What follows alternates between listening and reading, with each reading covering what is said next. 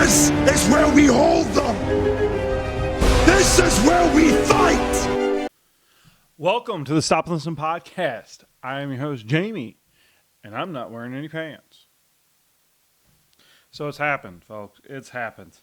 If you've been following along, you know I've long been a big fan or highly interested in Robert F. Kennedy Jr. Was never going to vote for him. His bodily autonomy is not, his view on bodily autonomy is not something I want to be influencing Supreme Court justice picks. But we need Bobby Kennedy. This book right here is amazing. Listen to it, buy it. I listened to it. I bought it for reference. About Fauci. About Big Pharma and what they're doing to us. Oh, you are one sick, twisted freak. I've been wishfully thinking this could happen for months. And it did. Because Bobby Kennedy is a patriot and he loves his country. His family is turned against him. His party is turned against him. And all this stuff, I'm still seeing Fox News, and I just seen on Patrick Bet-David them saying, oh, yeah, he met with the Kamala Harris campaign and couldn't get a job there. So, no, he didn't. No, he didn't. There is no way, no how. And I don't think Trump is willing to make a deal, but I don't, that was them. They heard what was going to happen, so they leaked it, so to try to prompt Trump to attack him, as he ought to do. It didn't work.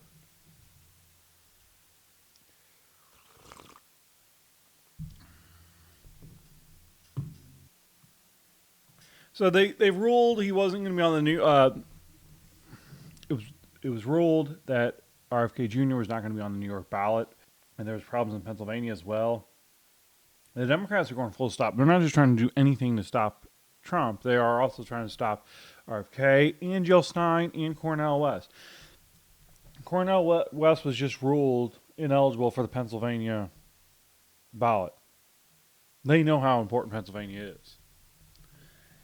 Here it is, folks. Here's the iconic image. The image that's going to change this country.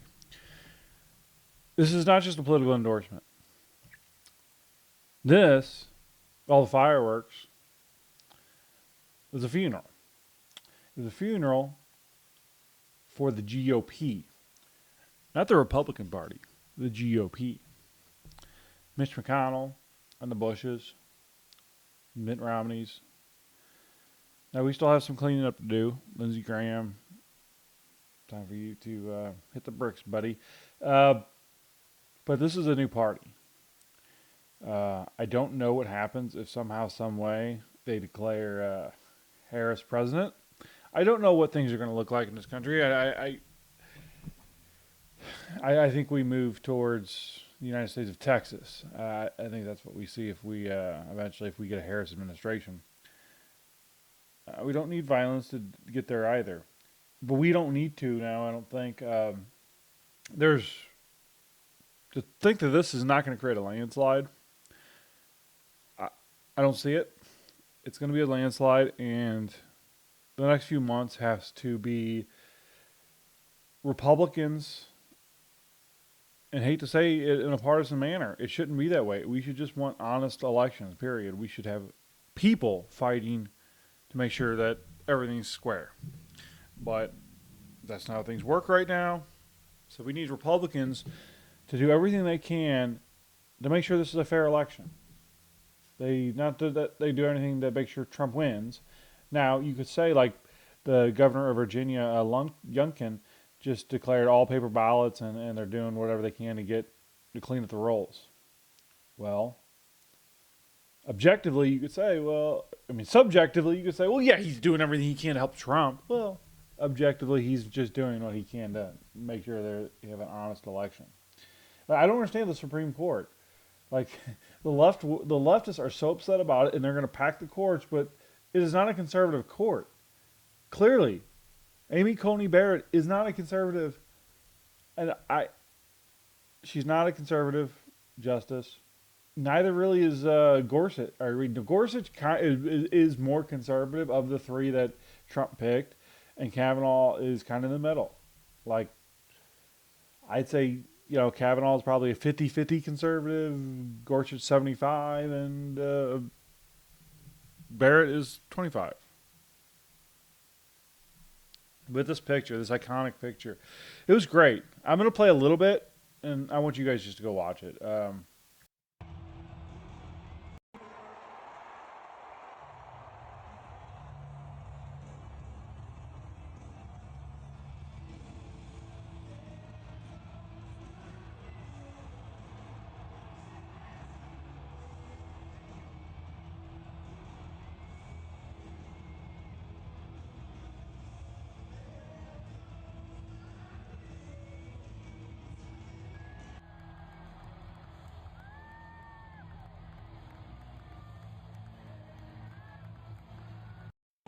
So I'm going to have to mute that for the video because My Hero from Foo Fighters was playing.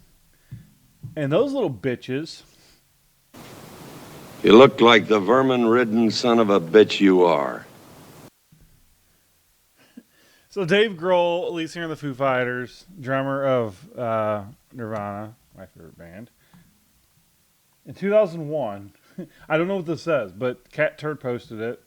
I think that there should be no such thing as a price tag on music. Okay, maybe there's a price tag on the package that you buy. You pay $13 for a CD, you get the artwork, you get the jewel box, you get the friggin' sticker, you get the whole nine, whatever. But I don't want to turn on my fucking radio and have to put a nickel in it to hear Metallica. Oh, you little bitch.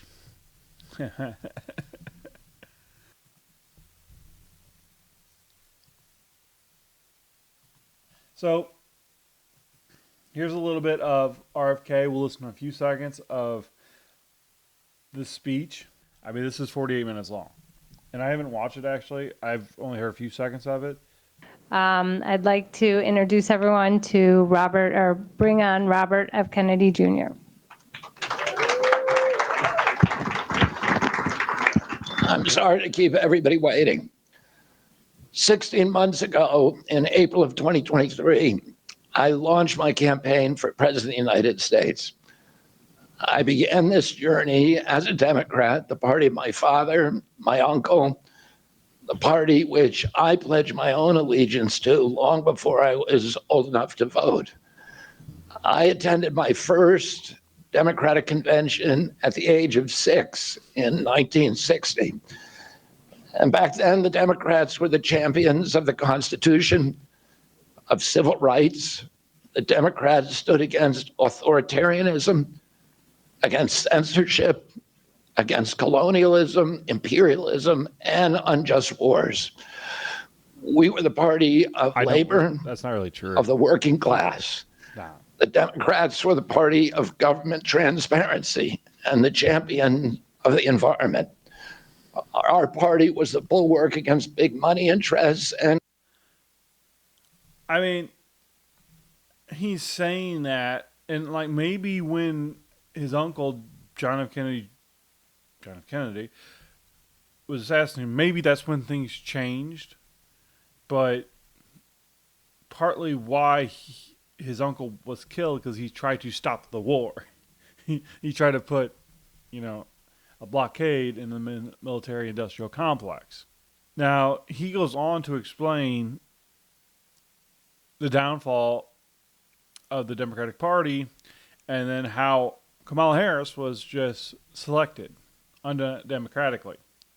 And then CNN, when they're showing that, when he starts saying that, they cut away from him. Now, here is him at Trump. I got tired of watching politicians. Okay, so that's Eli Crane, veteran and congressman. We know that democracy does not mean rule by the Democrat establishment. It means rule by the American people. Tonight, I'm very pleased to welcome a man who has been an incredible champion for so many of these values that we all share, and we've shared them for a long time. I don't think too many of you people have heard of him. He's very low-key. He's a very low-key person, but he's highly respected. He is a great person. I've known him for so long. For the past 16 months, Robert F. Kennedy Jr.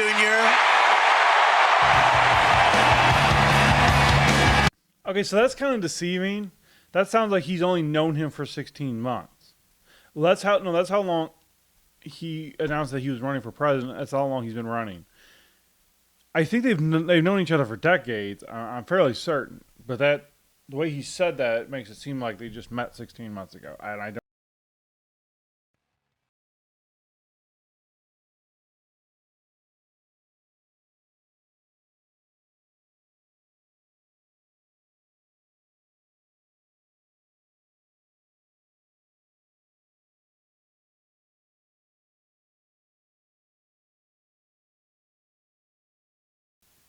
The way he shook his hand, Trump.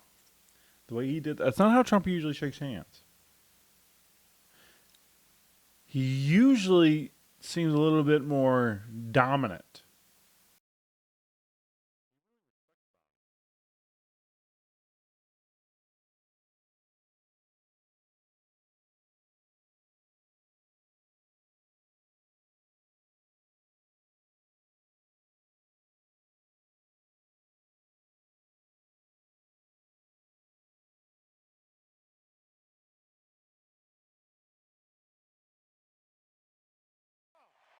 Now, of course, I will have to mute that because copyright.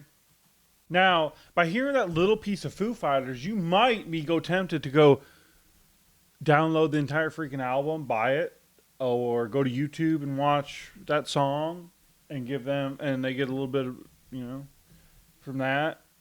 No. You play a few seconds of that and they don't allow that. Stupid. I'm not playing the whole song. If I'm playing the whole song, or but it's like seconds of song and you get hit.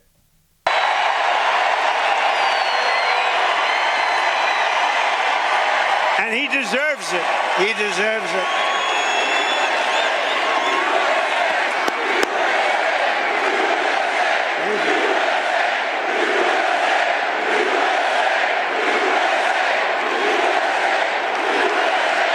For the past 16 months, Bobby has run an extraordinary campaign for president. An extraordinary campaign for president of the United States. I know, because he also went after me a couple of times. I didn't like it. And I mean this sincerely. Had he been allowed to enter the Democrat primary, he would have easily beaten Joe Biden, but they wouldn't let him in. They put up rules. I've never seen rules like you had to have 65% of the vote in order to run, little things like that. His candidacy has inspired millions and millions of Americans, raised critical issues that have been too long ignored in this country, and brought together people from across the political spectrum in a positive campaign, grounded in the American values of his father, Robert Kennedy, a great man, and his uncle, President John F. Kennedy. And I know that they are looking down right now, and they are very, very proud of Bobby. I'm proud of Bobby. You want to know the truth?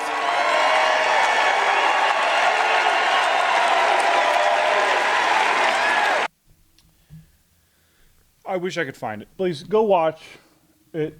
That section of it themselves. I'm going to try to put the link in the description. He says that Bobby's going to be put in charge of a panel that is investigating the health crisis of our country. And then there's also going to be a commission or whatever appointed by Trump to investigate presidential assassinations. I don't know if Kennedy is going to be involved in that, is what Trump said. I've heard both. I watched this, so I my ability to recall isn't very good. But they're gonna release the JFK files, and then they're gonna investigate Trump's assassination attempt. He's going to be involved. It's going to be perfect.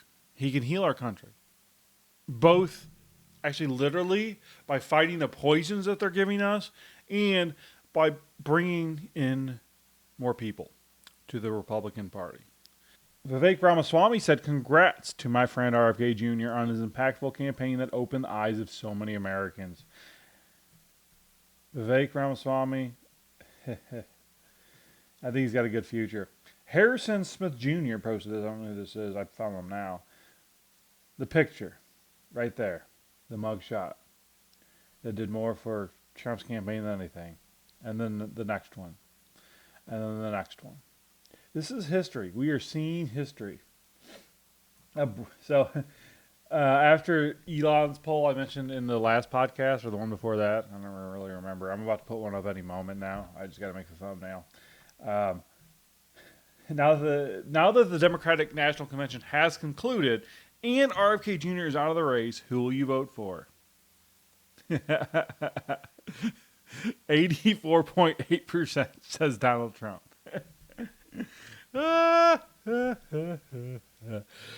Even worse, significantly worse than the Elon poll.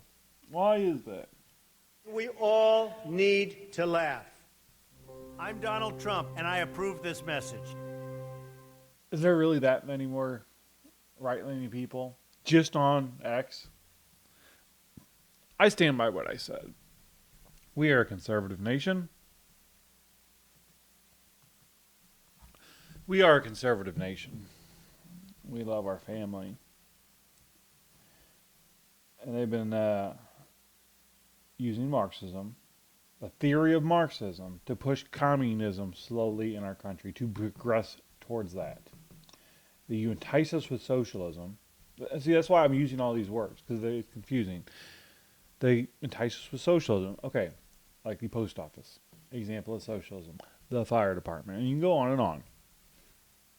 They entice us with that. Then the Marxists convince women that they need to go be girl bosses and abandon the family and go to the workplace. They convince black people that they're hated in this country, all to create divisiveness. So the machine can continue to grow larger and larger. The GOP is dead.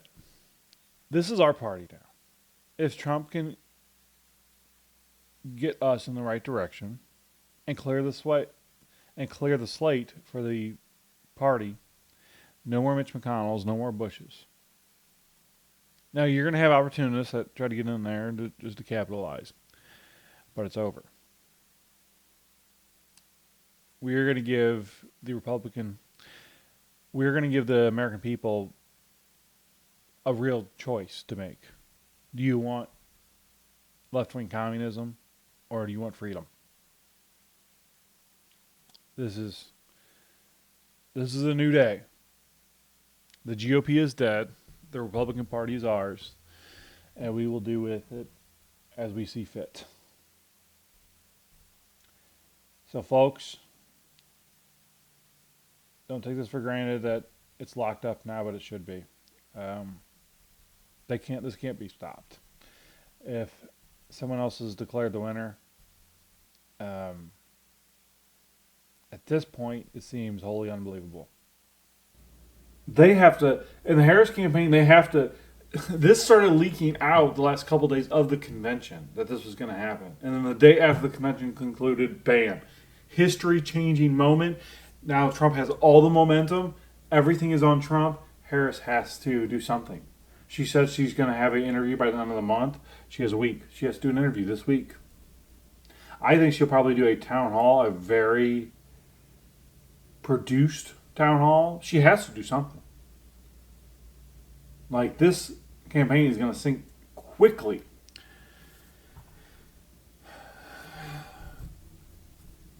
Thank God, folks. Thank God. They killed John F. Kennedy Jr. because he stood up to the military-industrial complex. They killed Robert F. Kennedy Jr. I don't know why. Just they figured he was going to be a nuisance, regardless. That's probably why they killed him. John F. Kennedy Jr. was going to run for senator of New York and win, but his plane went down and he died. And then Hillary Clinton ran for that seat and won.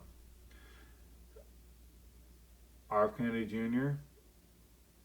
tried to step in and say enough is enough, tried to save the Democratic Party from itself, and they wouldn't allow it. So the Democratic Party, call it the left-wing communist Democratic Party, whatever you want. Don't call the Republican Party the GOP ever again. That word is dead. And it's our party now, folks.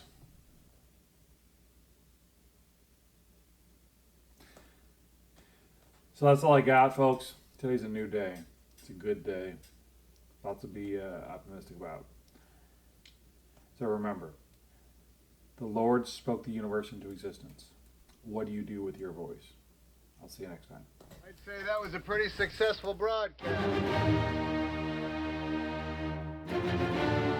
This is your life, and it's ending 1 minute at a time. This war stops now. End the war. Bring freedom to our people. No. No more tricks. No more lies. Only truth. This is where we hold them! This is where we fight!